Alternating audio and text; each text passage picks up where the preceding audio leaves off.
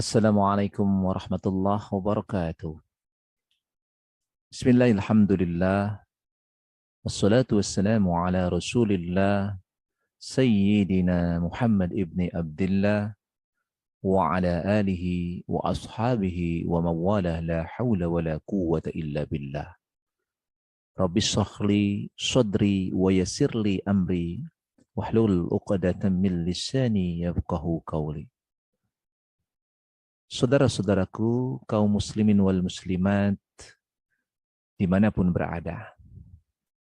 Alhamdulillah kita dapat bertemu kembali dalam kajian-kajian keislaman yang pada kesempatan kali ini kita akan membahas tentang masalah akidah dan tauhid.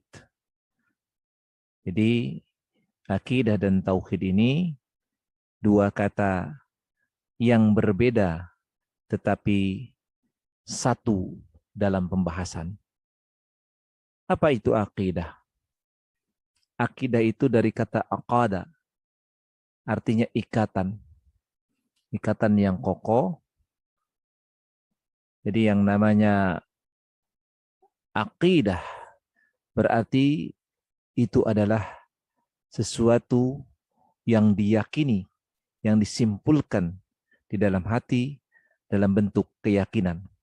Atau dalam bahasa padanannya adalah kepercayaan. Sedangkan tauhid dari kata wahada yukhadu tauhidan yang artinya mengesakan. Maka bagaimana memahami antara akidah dan tauhid? Maka kita bisa simpulkan bahwa keyakinan atau kepercayaan seseorang, terutama kita umat Islam, dalam rangka meyakini bahwa hanya ada Tuhan yang esa saja yang patut disembah. Jadi antara akidah adalah ikatan yang kuat, keyakinan dalam hati kita bahwa Allah yang esa. Hanya satu ada Tuhan, yaitu Allah Subhanahu wa ta'ala. Lalu apa itu ilmu kalam? Karena ilmu kalam ini sangat dekat dengan kajian akidah dan tauhid. Kalau kita berbicara tentang kalam, artinya ucapan. Ucapan yang bukan asal ucap, tapi ucapan yang keluar dari hasil pengolahan rasionalitas akal manusia. Jadi ilmu kalam itu adalah cara orang mengungkapkan sebuah analisa penalaran logikanya tentang sebuah perkara, masalah keagamaan atau masalah keyakinan dan keimanan seseorang. Saudara-saudara sekalian, di dalam agama Islam kita sering mendengar ada aliran-aliran kepercayaan, ada kelompok-kelompok yang disebut juga sekte-sekte atau aliran-aliran pemikiran di dalam Islam. Aliran pemikiran dalam Islam maka identik dia dengan ilmu kalam. Karena apa yang dilahirkan dalam bentuk aliran atau sekte-sekte itu adalah sebuah statement dari hasil pengolahan nalar-nalar manusia. Nah, yang kita kenal adalah ada yang namanya aliran ahli sunnah wal jamaah atau sunni. Ya. Ada juga kita kenal dengan nama aliran Syiah. Dan ada kita kenal juga ada yang namanya Mu'tazilah. Dan ada pula kita kenal aliran-aliran yang namanya Khawarij. Lalu apa yang bisa dipahami dari 4 aliran-aliran yang saya sebutkan tadi? Maka yang bisa dipahami adalah keempat aliran itu muncul karena ada perbedaan pemahaman dan pemikiran dalam masalah-masalah akidah. Kalau akidah itu kan muaranya kepada tauhid. Akidah itu kan kuncinya sebenarnya di dalam Islam terumus dalam syahadatain. Asyhadu an la ilaha illallah wa asyhadu anna Muhammadar Rasulullah. Maka simpelnya yang bisa dipahami, atiullah wa ati'ur rasul. Taat kita kepada Allah, taat kita kepada Rasul. Apa yang dikatakan atau diperintahkan Allah dan Rasulnya, maka wajib kita taati. Kita lakukan dengan sebaik-baiknya. Begitupun apa yang dilarang oleh Allah dan Rasulnya, maka wajib kita jauhi dengan segenap dan upaya kemampuan kita secara maksimal. Inilah akidah. Permasalahan akidah muncul pertama kali sudah terjadi di masa Rasulullah SAW masih hidup. Ketika itu, seorang yang bernama Zi'al al-Huwaisir at-Tamimi. Ini dijelaskan di dalam kitab yang dikarang oleh As-Sahrastani yang bernama Al-Milal wa An-Nihal. Zi'al Huwaisir at-Tamimi ini mengkritisi Rasulullah SAW gara-gara pembagian ghanimah. Dia mengatakan kepada Rasulullah SAW, "A'dilu ya Muhammad, a'dil ya Muhammad, fa innaka lam ta'dil." Berlaku adillah wahai Muhammad, karena engkau tidak pernah berlaku adil. Masya Allah. Ada orang yang berani mengatakan, "A'dil ya Muhammad, fa innaka lam ta'dil." Luar biasa. Maka kemudian baginda Rasulullah SAW menjawab, "Illam a'dil, famay ya'dil." Kalau aku enggak adil, kalau aku tidak pernah berlaku adil, lantas siapa yang lebih adil?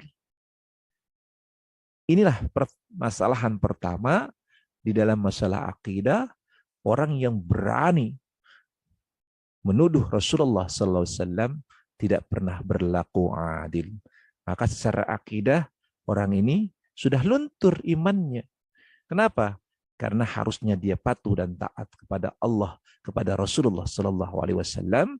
Tetapi orang yang bernama Zi'al Huwaisirah at-Tamimi ini justru berani, bukan hanya mengkritisi, tapi menganggap, memfitnah, mengatakan baginda Rasulullah SAW tidak pernah berlaku adil.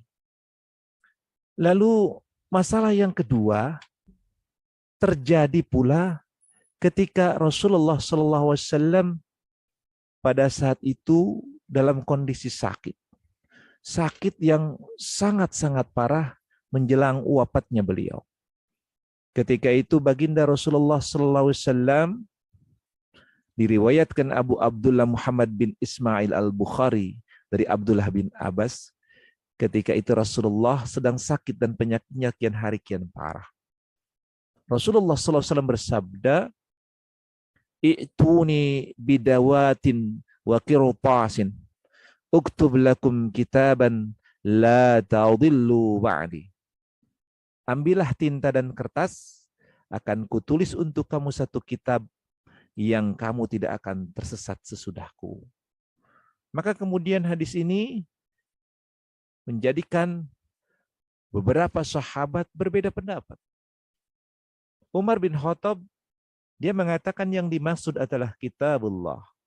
Tetapi ada juga para sahabat-sahabat lain yang menafsirkan berbeda, tidak sama dengan pendapat dari Umar ibn Khattab. Sedangkan baginda Rasulullah SAW sendiri bersabda, "Qumu anni la yambaghi indit tanazu." Pertahankanlah apa yang berasal dariku. Tidak pantas kamu berselisih di hadapanku. Jadi Rasulullah masih ada dalam kondisi sakit. Para sahabat saat itu sudah bersilang pendapat tentang apa yang dimaksud dengan satu kitab yang kamu tidak akan tersesat sesudahku. Itu yang kedua. Yang ketiga pun terjadi. Sama. Manakala baginda Rasulullah SAW masih dalam kondisi sakit saat itu. Beliau bersabda, "Jahazu jaisa Usamah la'anallahu man takhallafu anhu." Bergabunglah kamu dengan pasukan Usamah, Allah mengutuk orang yang tidak menggabungkan diri dengannya. Maka para sahabat berbeda pendapat memahami konteks hadis ini. Memahami teks hadis ini pun berbeda pendapat. Sebagian sahabat berkata, wajib mengikuti perintah Rasulullah SAW. Tapi sebagian sahabat lagi mengatakan bahwa Nabi dalam keadaan sakit keras. Hati kami tidak tega meninggalkannya dalam keadaan yang seperti ini. Kami tidak akan ikut sampai jelas bagi kami keadaan Rasulullah SAW. Jadi ada sebagian sahabat yang dia patuh terhadap apa yang disabdakan baginda Rasul. Para sahabat yang begini, yang dia mentaati perintah Rasul, dia bergabung dengan pasukan Usama. Tapi ada sahabat yang lain juga, yang karena rasa tidak tega terhadap kondisi Rasulullah SAW, sehingga mereka mengatakan, kami tidak akan ikut, sehingga jelas bagaimana kondisi baginda Rasulullah SAW, apakah beliau kembali sembuh, ataukah beliau wafat. Saudara-saudaraku yang dimuliakan Allah Subhanahu wa Ta'ala. Ini yang ketiga. Lalu perbedaan pendapat yang keempat terjadi sesudah Rasulullah SAW wafat. Ya, ketika baginda Rasulullah wafat, Umar bin Khattab yang diberitahu bahwa Rasulullah SAW wafat, dia berkata, siapa yang mengatakan bahwa Muhammad telah mati, akan kupenggal lehernya dengan pedangku ini. Kata dia dilanjutkan, Nabi Muhammad itu tidak mati, tetapi dia naik ke langit seperti Isa diangkat ke langit oleh Allah Subhanahu wa Ta'ala. Abu Bakar As-Siddiq, atau yang disebut juga Abu Bakar Ibnu Quhafah, dia mengatakan, barang siapa yang menyembah Muhammad, sesungguhnya Muhammad telah meninggal. Tetapi barang siapa yang menyembah Tuhannya Muhammad, sesungguhnya Tuhannya Muhammad maha hidup yang tidak pernah mati dan tidak akan mati. Kemudian Abu Bakar membacakan ayat Al-Quran surat Ali Imran ayat 144. Wa ma Muhammadun illa rasulun qad khalat min qablihir rusul apa immata au qutilan qalabtum ala aqabikum wa may yanqalib ala akibaihi falan yadurrallaha syai'a fasayajzillahu syakirin. Al-ayah. Muhammad itu tidak lain hanyalah seorang rasul, sesungguhnya telah berlalu sebelumnya beberapa orang rasul. Apakah jika dia wafat atau dibunuh, kamu berbalik ke belakang untuk menjadi murtad kembali? Barang siapa yang berbalik ke belakang, maka ia tidak dapat mendatangkan madarat kepada Allah sedikit pun. Dan Allah akan memberi balasan kepada orang-orang yang bersyukur. Saudara-saudaraku sekalian, orang banyak sependapat dengan Abu Bakar. Lalu Umar berkata seolah-olah dia tidak pernah mendengar ayat ini, sehingga Abu Bakarlah yang membacakannya. Jadi bagaimana kondisi psikologis Umar bin Khattab saat itu? Karena kondisi yang sangat-sangat sedih, sehingga dia lupa dengan firman Allah Subhanahu wa Ta'ala. Dan Abu Bakar As-Siddiq, seorang yang sangat tawadhu, mengingatkan Umar dengan membacakan surat Ali Imran 144. Ini pelajaran untuk kita. Pelajarannya adalah bahwa apabila ada saudara-saudara kita yang dalam kondisi dia lupa, alpa, karena emosional, karena kesedihan, maka wajiblah kita mengingatkan agar dia kembali kepada ketetapan Allah dan Rasul-Nya. Tidak melupakan Al-Quran, tidak melupakan hadis dan sunnah Rasulullah SAW. Itulah kewajiban kita untuk senantiasa saling menasehati antara satu dengan yang lainnya. Wal 'asr innal insana lafi khusr illa alladziina aamanu wa 'amilus shalihat wa tawassaw bil haqqi wa tawassaw bis sabr. Demikian Allah menjelaskan kepada saudara-saudaraku yang dimuliakan Allah Subhanahu wa Ta'ala. Perbedaan yang kelima adalah tentang menguburkan Rasulullah. Orang-orang muhajirin yang berasal dari kota Mekah menginginkan jasad Rasulullah SAW dikuburkan di Makkah dengan alasan bahwa beliau dilahirkan di kota Makkah dan dibesarkan, tempat para keluarga dan tempat permulaan hijrahnya. Sementara orang-orang Ansar di Madinah menginginkan baginda Rasulullah SAW dimakamkan di Madinah dengan alasan tempat Madinah tersebut menjadi tujuan hijrah baginda Rasulullah, permulaan kemenangan dalam menyebar luaskan Islam.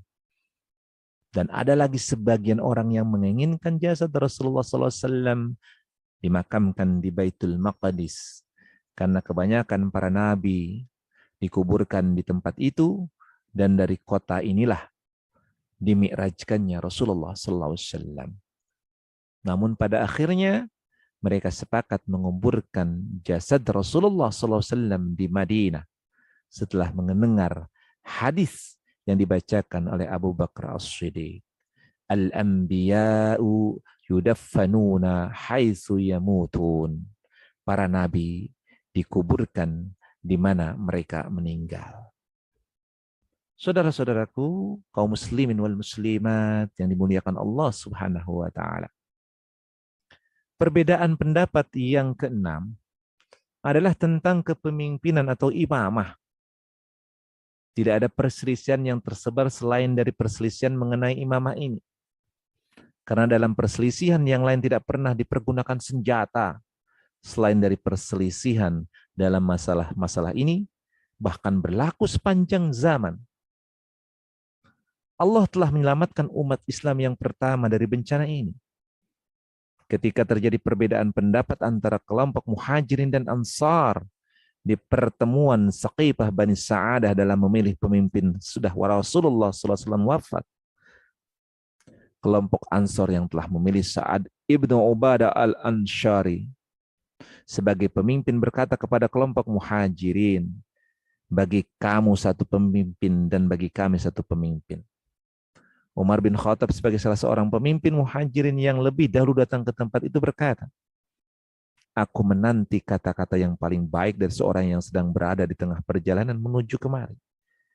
Ketika Abu Bakar tiba di Saqifah Bani Sa'adah, Umar mempersilakan Abu Bakar berbicara. Abu Bakar mulai pidatonya dengan mengucapkan hamdalah dan salawat atas Nabi Muhammad SAW. Kemudian berkata, aku merasakan sesuatu yang terlintas dalam hatiku, serasa aku diberitahukan dari yang gaib tentang apa yang kamu katakan. Pada saat yang kritis itu dapat menerima saran Abu Bakar yang sangat tepat. Dan Umar yang pertama mengulurkan tangannya membaiat Abu Bakar yang kemudian diiringi oleh orang-orang banyak. Rencana yang membayangi umat Islam pada saat itu, bencana yang membayangi umat Islam pada saat itu dapat diatasi. Dan baiat atas Abu Bakar bukan direkayasa sebelumnya, tetapi secara spontan. Dengan terpilihnya Abu Bakar As-Siddiq sebagai khalifah yang pertama, sehingga dapat menyelamatkan Islam dari pertumpahan darah. Dan orang-orang yang tidak membait Abu Bakar dianggap keluar kesepakatan umat yang diancam dengan hukuman. Kaum Ansor dapat menerima alasan Abu Bakar setelah mereka mendengar hadis Nabi yang dibacakan Abu Bakar yang dahulunya belum pernah mereka dengar, yang berbunyi, Al-a'immatu min Quraisy. Para pemimpin itu dari kalangan Quraisy. Setelah terjadi baiat di Saqifah Bani Sa'adah, Abu Bakar menuju ke Masjid Nabawi. Dan orang banyak berdatangan membait Abu Bakar. Terkecuali ada beberapa orang dari Bani Hashim seperti Ali bin Abi Thalib dan Abu Sufyan dari Bani Umayyah, karena sedang sibuk mempersiapkan pemakaman Rasulullah SAW.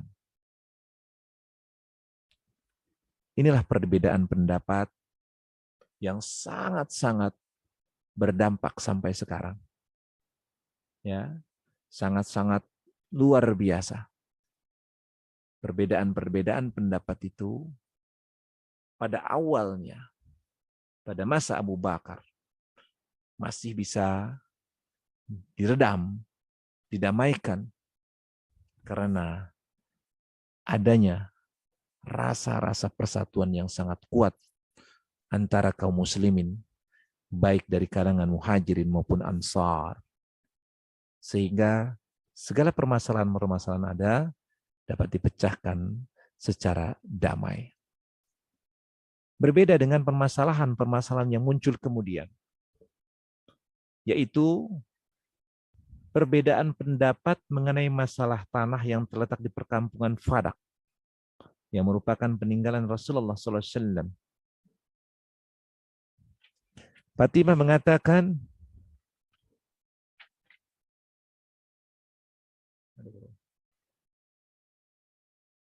saudara-saudaraku, kaum muslimin yang senantiasa dirahmati dan dimuliakan Allah Subhanahu wa taala. Perbedaan pendapat yang ketujuh adalah mengenai masalah tanah yang terletak di perkampungan Fadak yang merupakan peninggalan Rasulullah sallallahu alaihi wasallam. Fatimah mengatakan tanah itu adalah tanah warisannya dari Rasulullah. Tetapi pada lain waktu dia mengatakan tanah itu adalah tanah miliknya. Tetapi kalau seandainya tanah itu adalah warisan dari Rasulullah SAW, maka tentunya ini tidak diperbolehkan. Berdasarkan hadis dari baginda Rasulullah SAW, di mana beliau bersabda, "Nahnu ma'asyiral anbiya'i la nurasu ma taraknahu shadaqatan." Kami para nabi tidak diwarisi. Apa yang kami tinggalkan menjadi sedekah. Itu hadis atau dalil yang menyatakan bahwa para nabi tidak kemudian diwarisi. Tetapi apa yang tertinggal merupakan sedekah. Perbedaan pendapat yang ke-8 adalah tentang sikap terhadap orang yang enggan mengeluarkan zakat. Sebagian sahabat berpendapat mereka jangan diperangi seperti memerangi orang kafir. Pendapat inilah yang mendorong Abu Bakar mengeluarkan pernyataan yang begitu keras. Kalau mereka tidak menyerahkan kepadaku satu ikat seperti yang pernah mereka serahkan kepada Rasulullah SAW, maka akan aku perangi. Berdasarkan keyakinan inilah Abu Bakar memimpin pasukan untuk memerangi orang-orang yang enggan mengeluarkan zakat. Dan dalam peperangan ini banyak yang tewas dan banyak pula yang ditawan sebagai tawanan perang. Di masa pemerintahan Umar bin Khattab, sesuai dengan ijtihadnya, ia berusaha membebaskan para tawanan dan mengembalikan harta mereka yang sudah dirampas dan juga mengeluarkan mereka yang dipenjarakan. Lalu perbedaan yang ke-9 adalah tentang penunjukan Umar bin Khattab sebagai khalifah, pengganti Abu Bakar As-Siddiq sebagai khalifah yang kedua. Sebagian sahabat berkata,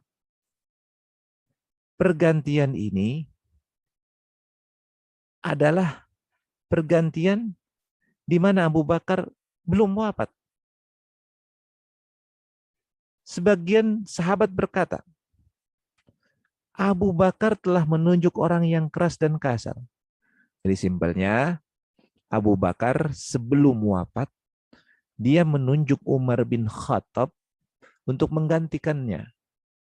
Nah, hal ini kemudian membuat sebagian sahabat protes karena menganggap bahwa Umar bin Khattab adalah orang yang keras dan kasar.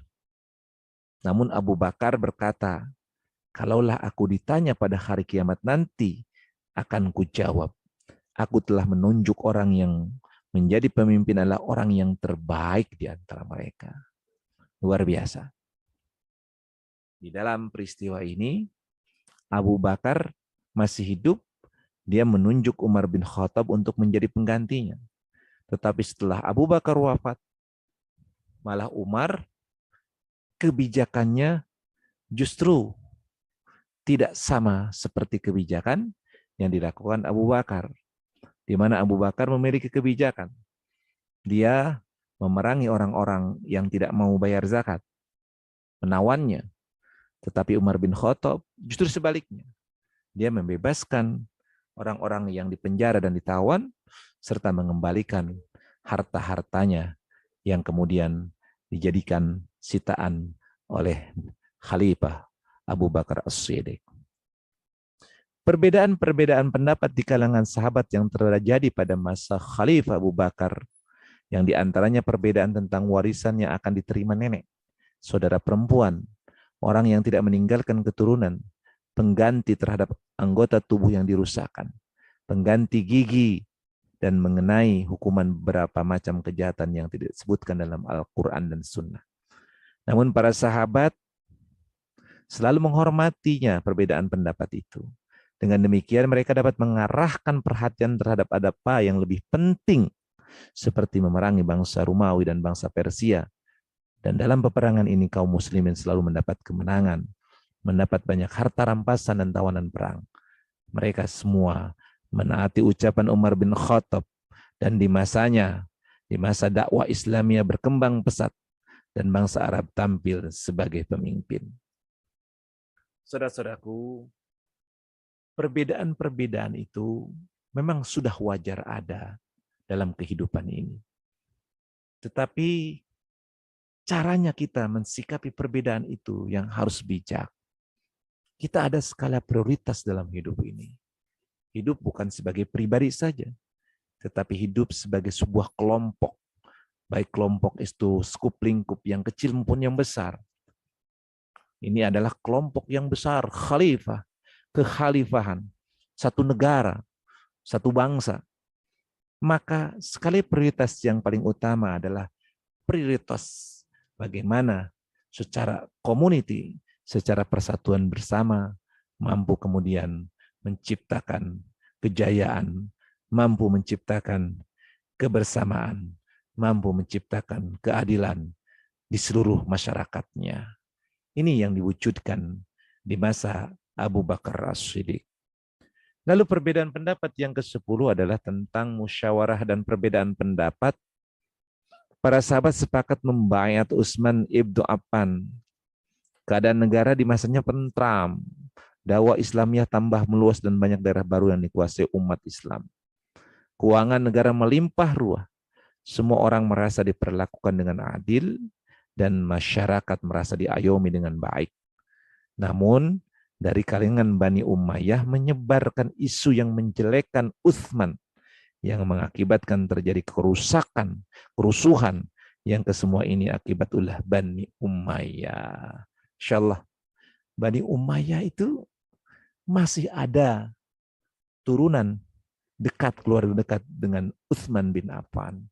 Tetapi justru hal ini muncul provokasi dari kalangan keluarganya sendiri yang menyebarkan fitnah, menyebarkan isu menjelek-menjelekan Utsman bin Affan. Di antaranya adalah mengembalikan Al-Hakam ibnu Umayyah ke Madinah yang dahulunya pernah diusir Rasulullah SAW. Ia pernah minta maaf kepada Abu Bakar dan Umar di masa pemerintahannya, namun kedua khalifah ini menolaknya. Bahkan Umar mengusirnya ke Yaman yang jaraknya lebih dari 40 parsak dari Madinah. Di antaranya lagi membuang Abu Dzar al-Ghifari ke Zabadah, mengawinkan Marwan ibnu Hakam dengan putrinya dan menerima harta rampasan perang dari Afrika sebanyak 1/5 yang jumlahnya mencapai 200.000 dinar. Di antaranya lagi melindungi Abdullah ibnu Sa'ad ibnu Sarah yang menjadi saudara susuan Utsman. Sedangkan Rasulullah sendiri telah menjatuhkan hukuman mati terhadap dirinya. Bahkan ia diangkat menjadi gubernur di Mesir, mengangkat Abdullah ibnu Amr menjadi gubernur Kufah, mengangkat Muawiyah menjadi gubernur Syam, Sa'ad ibnu Waqqas menjadi gubernur Kufah, yang kemudian diganti Walid ibnu Uqbah dan Sa'id ibnu As. Abdullah ibnu Amr diangkat kembali menjadi gubernur Basrah. Abdullah ibnu Sa'ad ibnu Abu Sarrah diangkat menjadi gubernur di Mesir. Semua gubernur yang diangkat ditolak oleh masyarakat setempat. Pengangkatan inilah yang memicu pemberontakan terhadap pemerintahan Utsman yang mengakibatkan ia sendiri mati terbunuh. Kematian Utsman ini juga yang menjadi isu yang berkembang sampai hari ini, karena sampai hari ini belum diketahui dengan pasti siapa sebenarnya yang menjadi pembunuh Utsman. Jadi kadang-kadang kita harus hati-hati nih. Ketika kita jadi pemimpin, maka harus berlaku adil. Jadi jangan hanya untuk orang lain, tapi adil juga untuk diri sendiri dan keluarganya. Jadi jangan terlalu percaya dengan keluarga kita sendiri dalam satu sisi, apalagi kita memiliki jabatan. Maka kita dulu berlaku adil. Kita bekerja secara profesional ketika menjadi pemimpin. Jangan terlalu banyak nepotismenya.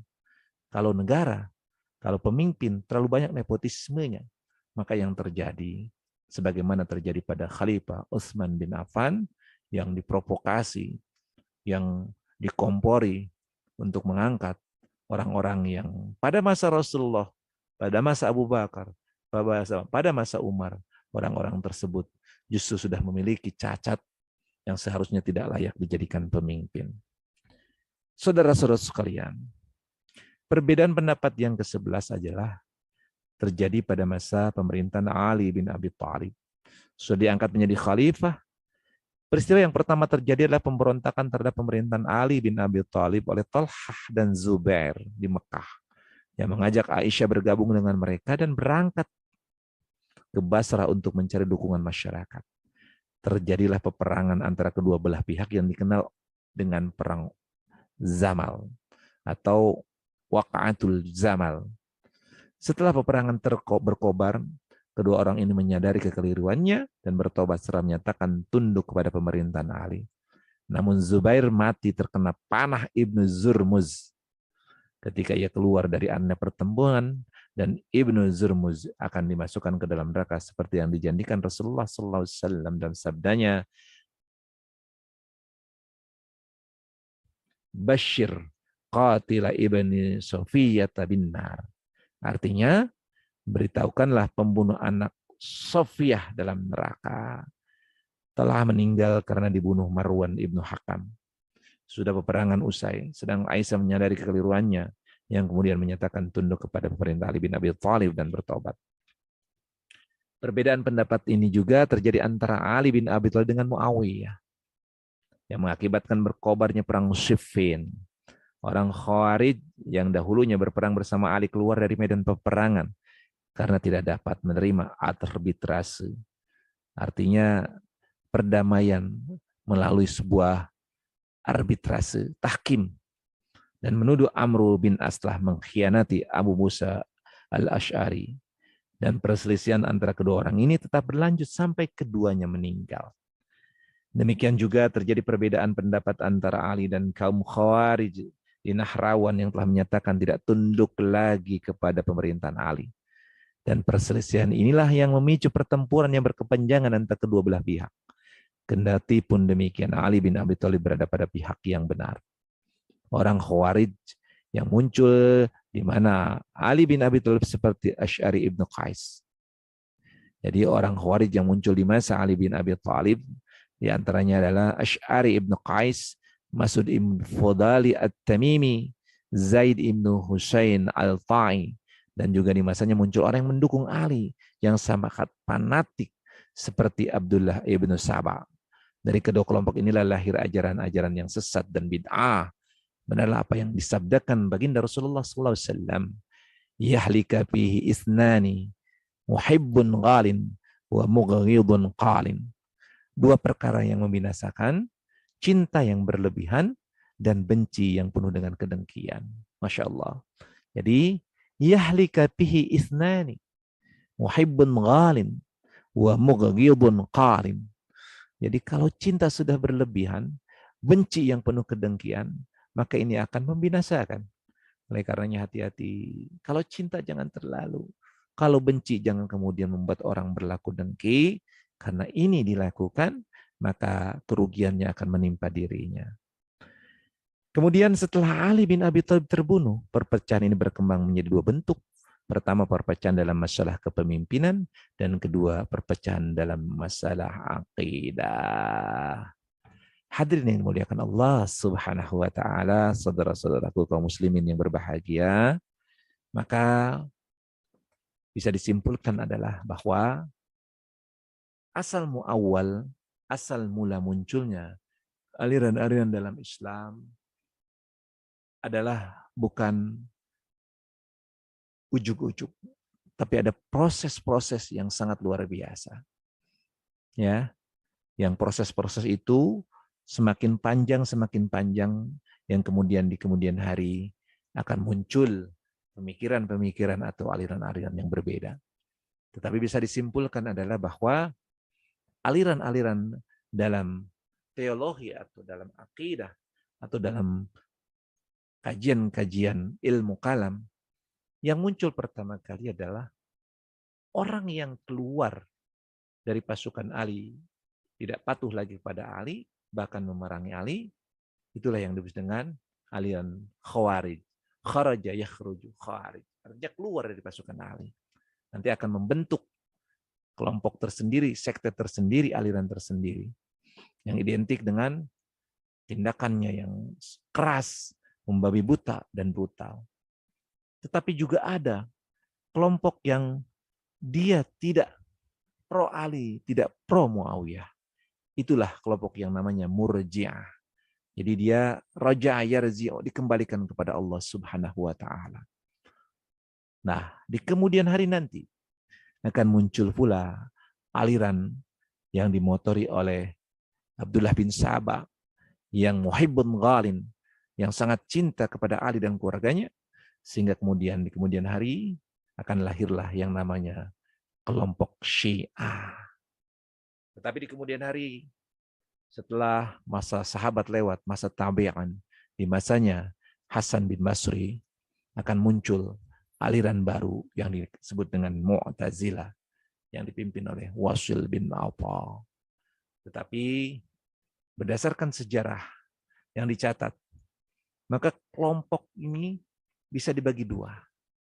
Yang terbesar di dalam Islam ada kelompok Jabariyah, ada kelompok Qadariyah. Ada yang ketiga, adalah kelompok yang menggabungkan antara Qadariyah dan Jabariyah. Itulah ahli sunni atau sunnah wal jamaah. Jabariyah menganggap bahwa segala apa yang dilakukan itu adalah merupakan ketetapan Allah Subhanahu wa taala. Semua adalah Allah yang menentukan, dan kita manusia hanyalah sekadar pelaksana dari ketetapan Allah. Kita tidak punya kuasa, semua kuasa ada di tangan Allah. Tetapi aliran Qadariyah justru sebaliknya, bahwa manusialah yang menentukan takdirnya. Manusialah yang bisa menetapkan harus seperti apa dia akan menjadi ke depannya. Sedangkan ahli sunnah wal jamaah adalah mengkombinasikan antara Jabariyah dan Qadariyah. Mudah-mudahan pengantar dari kajian akidah ini, asal mula atau sejarah tentang terjadinya perbedaan-perbedaan aliran dan Islam, itu akan menjadi bekal kita memasuki materi yang lebih inti, yaitu yang berkaitan dengan akidah dan tauhid Islamiyah. Mudah-mudahan kita akan bertemu pada pertemuan yang akan datang. Insyaallah. Mohon maaf apabila ada kesalahan dan kekurangan. Usikum wa nafsi bittaqullah. Assalamualaikum warahmatullahi wabarakatuh.